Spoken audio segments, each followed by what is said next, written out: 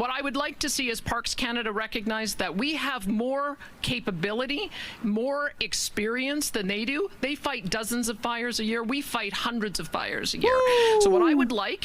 This is one of those videos where there's good stuff, there's bad stuff, and there's very, very much ugly stuff. And specifically about the ugly stuff, I just want to offer like a trigger warning kind of thing, because we're talking about the death of Canadians here in Canada. Some freak accidents, but also other targeted incidences where it's absolutely like fully disgusting. And it pisses me off to the point where I don't even want to talk about it, but I feel like I have to, because it's Canada and it's also news, and it's very much related to something that is an ongoing issue that is constantly politicized, which is temporary foreign worker, immigration, and flooding our gates. And so, yeah, we're taking a look at that. And then towards the end, there's also going to be some updates about Alberta and Saskatchewan and separation. So I do hope you stick around for the full thing.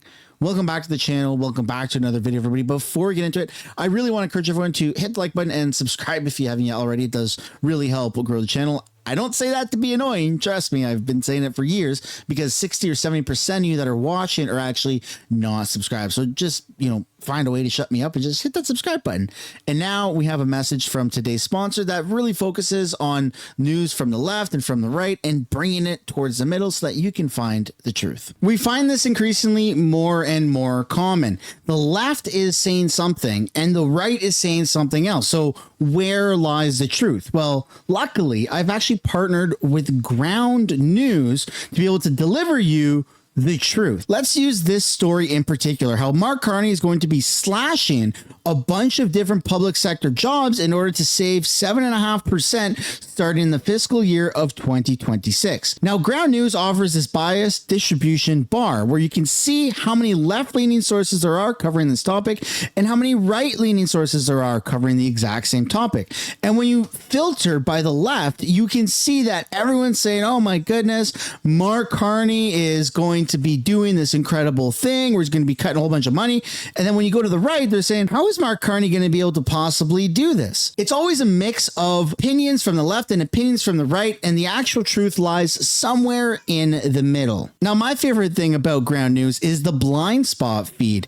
It shows you stories that you on the left and the right that you would have otherwise have missed. And I'll be honest, a lot of my videos I actually get from the blind spot because, again, there's just so much left-leaning and right-leaning media out there that it's hard to get the truth. So if you click the link down below in the description, use the QR code on screen, or click the pinned comment down below, you can get 40% off the Vantage plan today, which is the exact same plan that I use. Give yourself the ability to search for the truth, the real truth. Thank you, Ground News, for sponsoring today's video. With that being said, let's get right into the video. Starting off with, some good news. The fact that Trump has said, I absolutely love that Colbert got fired, which is wild. So the show will be retired and Colbert will not be replaced. This is purely a financial decision against a challenging backdrop in late night. It is not related in any way to the show's performance, content, and other matters happening at Paramount. Colbert says, I'm not being replaced. This is all just going away. Trump replied on Truth Social, I absolutely love that Colbert got fired. His talent was even less than his ratings. And so there you go. The Late Show debuted in 1993. Oh my God, that's when I was born. Oh my God, it's as old as me. With David Letterman as a host, after he passed over to NBC's The Tonight Show. And so there you go. I think this is a big W, given the fact that this woke show and this woke tard really just, propagandized, like, just radically an entire population of people. And it's good that stuff like that is shutting down. So, hey, there is at least a W. Here's where there's not a W, specifically on Canada.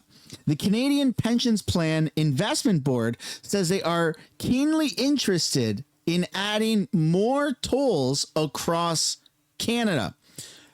So that's kind of interesting. And that got me thinking, Canadian Pension Plan Investment Board. So I left a comment. This is such a weird crossover. Pension plan investments should be investing in the Canadian economy.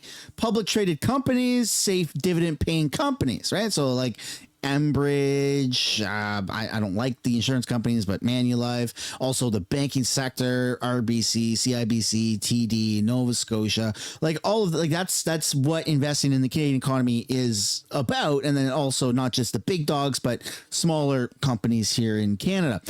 And our Canadian Pension Investment Board is saying, hey, we're running out of things to profit off of. Start putting more tolls in our roads. I couldn't believe this. And it wasn't on my bingo card that the pension plan board would want to make people pay for driving roads in Canada. Honestly, this country sucks more and more and more each day. And my post got 129 likes where the original post got 156. It's not like a ratio thing in a bad sense. It's just that people are realizing what the hell is wrong with this country. Our Canadian Pension Plan Board is going, instead of investing in new ways, let's invent new ways to then profit off of. I'm speechless. I'm very much speechless. Oh, stroke. Am I okay?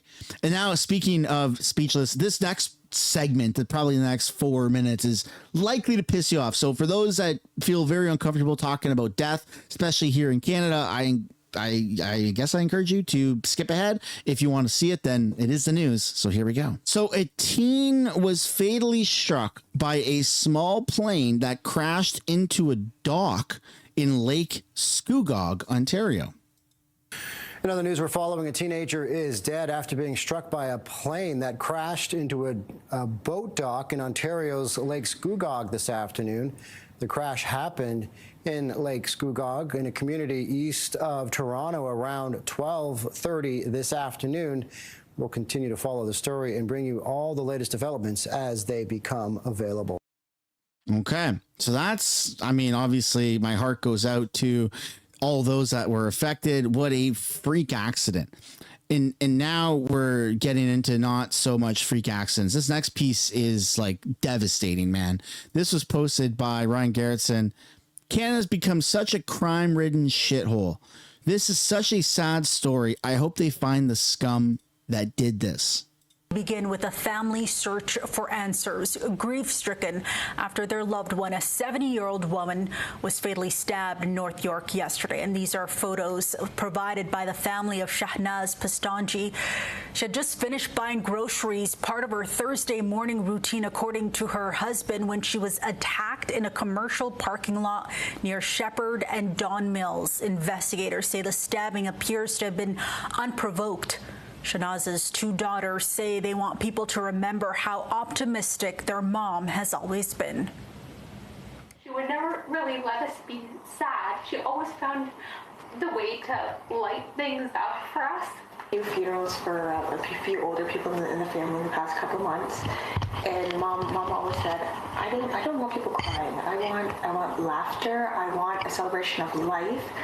I don't want just people all in black, just, you know, in that negative space. And that's who she was. She always wanted, and she always saw the positive. And here's part Typical suspects. of the suspect description released by police. A suspect remains at large. He was described as a man between 5'7" and 5'10". He was last seen wearing dark clothing and a balaclava. Yeah, just disgusting, degenerate behavior. I don't recognize this country at all. And if you're thinking that, how could that possibly get worse? I mean, it's not about comparing stories, because it's just about showing that there's more stories. There's more stories of just unprovoked crime happening in this country that is tearing apart communities and families and scarring us. Oh my goodness. For example, this one year, 3 year sentences, likely deportation for international students in horrific BC pedestrian dragging. So we're going to actually take a look at the news report.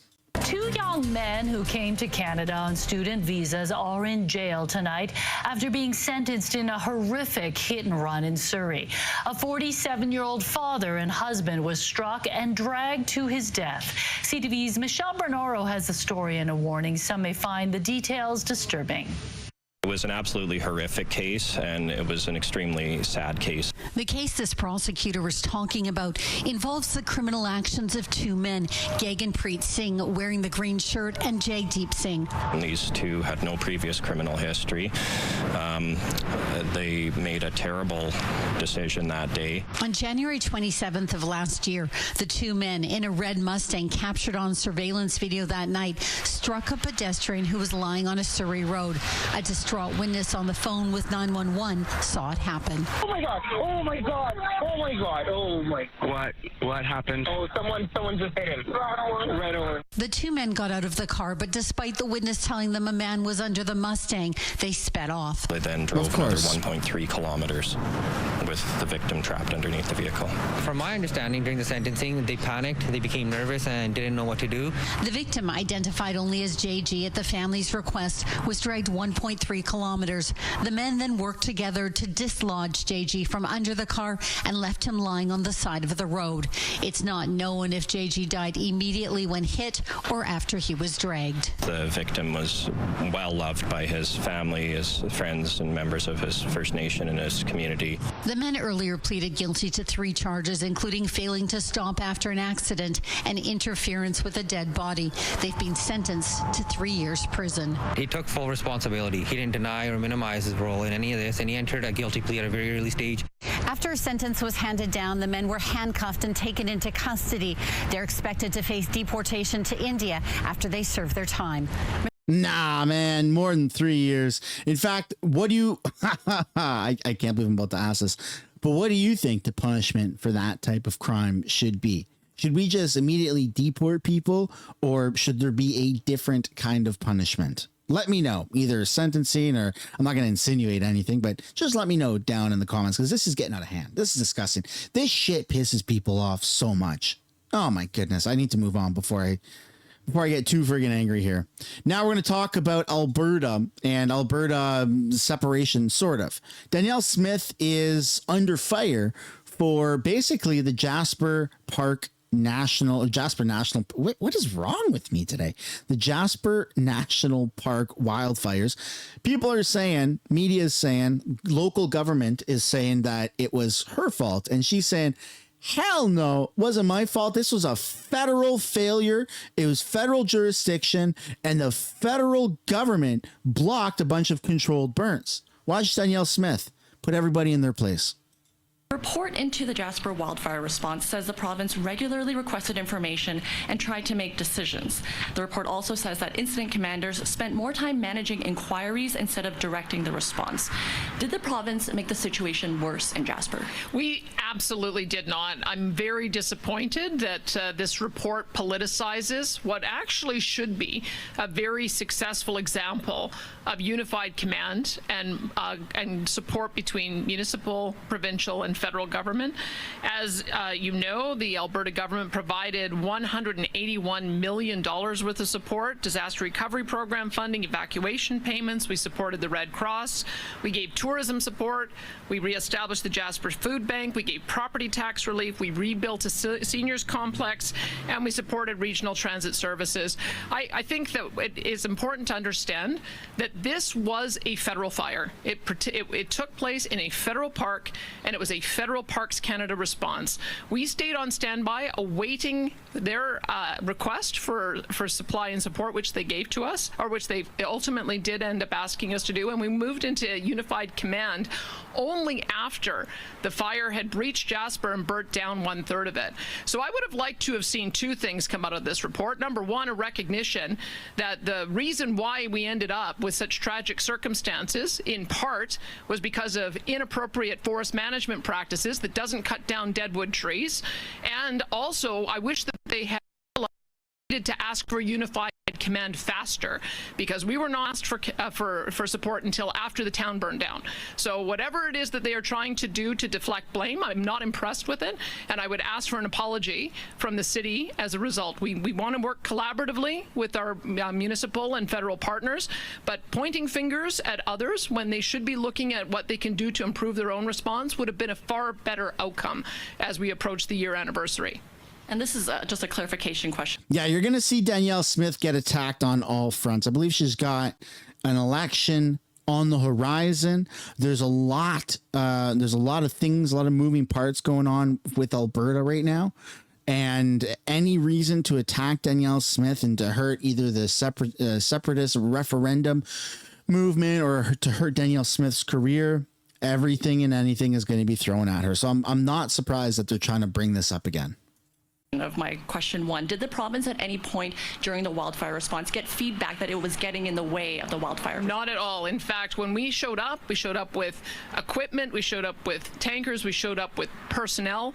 We had a firefighter die in the process of trying to manage the response. We had drones that were monitoring hotspots for weeks afterwards to be able to determine safe re-entry. At no point did they say they did not want our response. And so this report comes as a shot out of the blue. It's unfair, it's untrue, and I would like them to withdraw it. And so my second question is, as I mentioned, the report lays out how the province was a hindrance. Your joint statement and your statements now make very clear that you do not agree with that. Obviously, both these things can't be true.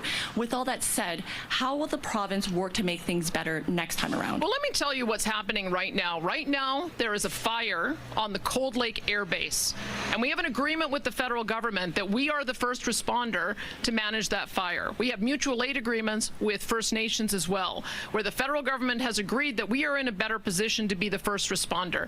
What I would like to see is Parks Canada recognize that we have more capability, more experience than they do. They fight dozens of fires a year. We fight hundreds of fires a year. Woo! So what I would like is for Parks Canada to swallow its ego maybe a bit and work with us on a mutual aid agreement so that we can move to unified command faster. If you look at some of the wrecks that we've had in this province, a lot of them have started in federal parks because of their poor forest management, and because of uncontrolled burns that have gone out of control, and because they do not call us in fast enough. Waterton is an example. We had a problem with a fire coming out of the Banff Park area as well last year that we were able to contain.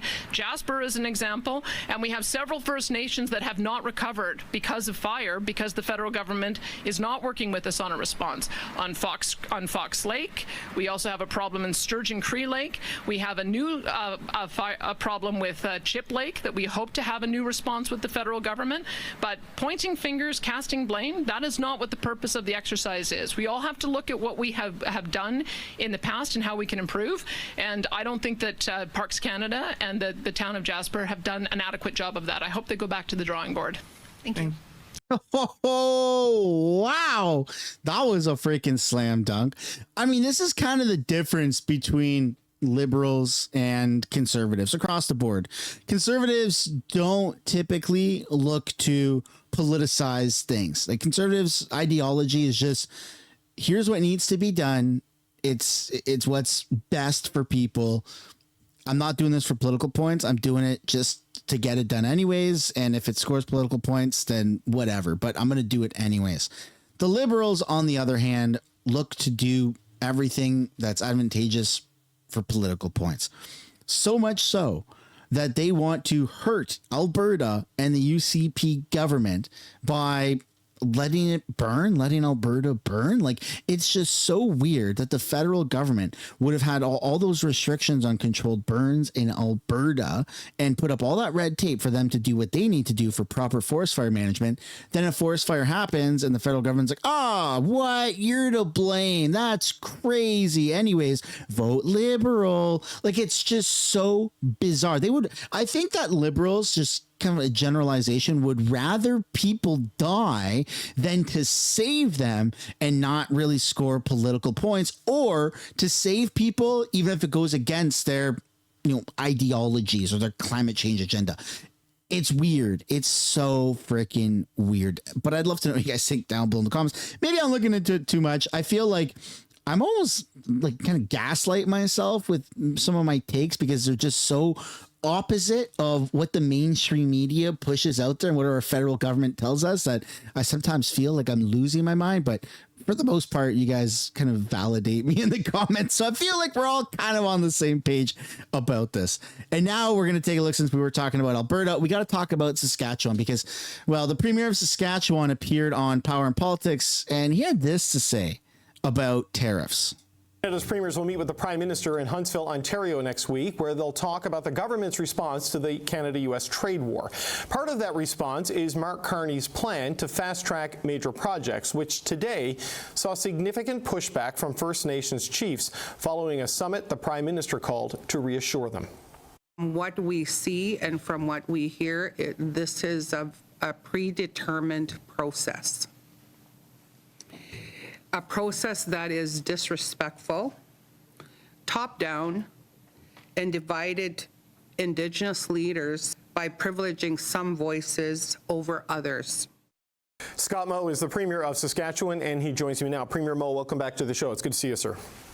Yeah, thank you, and good to see you, David. I want to look ahead to the meeting next week in Ontario, but I want to start with the meeting that's happening today on the major projects and the Prime Minister's attempt to get a lot of Indigenous leaders on side. He's getting a lot of pushback today with the process, with the content of the legislation. How confident are you that you can satisfy First Nations concerns to make this bill workable? I think we can find a path with respect to not only Bill C-5, but the broader override of the regulatory regime or process that we have in Canada, because it is in the best interest of everyone, including those in Indigenous communities. And we've seen that numerous times in Saskatchewan with various, whether they be mining proposals that are moving forward, is that they are very beneficial for all of the communities in the area where the mine site might be located, and that includes Indigenous communities. You think of the uranium mining sector with 45 to 55% employment and so on.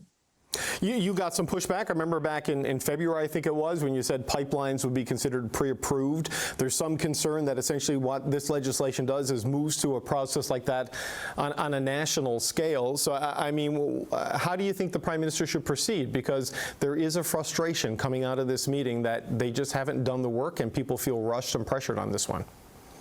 Well, I think a couple of things. First, Bill C-5 is a piece of legislation to essentially circumvent a number of pieces in the regulatory environment that we have today that makes projects not possible to move forward. In no way, I think, does Bill C-5 circumvent the necessity or the moral obligation that investing entities have in engaging not only with Indigenous people in the area where they are making the investment, such as a mine site, but with everyone in that area, and to ensure that their investment is inclusive of the interests of everyone in that area. We've certainly seen that time and time again in Saskatchewan. But it's always good to have the discussion about what that process looks like and such. But there has to be the opportunity for success for everyone that is coming forward with a legitimate project that is going to benefit everyone involved. And that, I think, needs to be the goal. And I hope that everyone keeps their eye on what that goal is. So what advice would you have for the Prime Minister based on what we're seeing and hearing today on how you balance and reconcile this desire to build fast, but the desire of First Nations and the skepticism there of that their treaty rights are going to be respected and that they're going to be treated with dignity? Canada is not the only country to face obstacles when it comes to Indigenous rights and treaty rights and these types of negotiations. I believe New Zealand also is very much progressive when it comes to that stuff. And this is something that, I mean, I don't necessarily disagree with this tactic. I do when it has a bunch of roadblocks. And that's what we've been seeing, in my opinion, year over year. And I don't know what the answer is. It seemed like Pierre Poilievre had his foot in the door way better with Indigenous communities and relations than what the Liberals have ever had. I mean, the start of this particular clip involved, Indigenous or First Nations chiefs literally crapping on Mark Carney for how he's been acting and what he's been doing to the for the First Nation. So again, it's going to be difficult to get stuff done when these roadblocks still are in place. Well, they are, and they need to be respected. And there's a number of projects that we can point to. Most recently, we have 3 uranium mines that are coming through the regulatory process. All of them have done a very fulsome, not only duty to consult, but I would say, very inclusionary, and not just in employment, but in the way of procurement, in the way of, really instigating and allowing the opportunity for Indigenous businesses to operate in the service sector, in the mining sector here here in our province of Saskatchewan. So many successes to point to. Direct ownership in some projects here as well, which are I think positive for everyone moving forward. We're certainly in a much better place, and more work to do given, but a much better place today than we were 20 years ago when it comes to being inclusionary in all of the projects, and not to in any way circumvent the conversations that need to happen. But the bill does respect the right that we have, that everyone has, to be inclusive in the projects and the investments that are happening. And we need to ensure that that is the case in the broader form pieces of legislation and regulation moving forward too. Okay. The last time, the first minute. Yeah, I don't know if we'll be able to actually get a lot of these projects and infrastructure done in a timely manner, or even ever for that matter. Our Liberal government has proven time and time again that when it comes to negotiations, they don't really hold any cards. They don't really have any negotiation power. The ones that are wearing the pants and in charge of everything are the opposition, right? Or whoever they're trying to negotiate with. In this particular instance, it would be First Nations. I think that there's a better way to go about it, and I think that way is conservative. I don't know what else to say about it. Man, Pierre was really respected by a lot of First Nations, and it does provide a lot of jobs for a lot of communities. So I'm just going to leave it on that note, because there's no point of playing what ifs anymore. We're stuck with this until we're not, and all we can focus on is the future. But I'd love to know your guys' thoughts or opinions down below in the comments about any of the topics that were covered. I'm so sorry that this video was a little bit more dark than normal with all the deaths, but it is the Canadian news, and unfortunately it does revolve around politicization of certain topics like immigration, foreign workers, and stuff like that. So again, love to know what you guys think down below. Thanks so much for watching. If you haven't yet already, hit the like button, subscribe, and I'll see you in another video. Bye for now.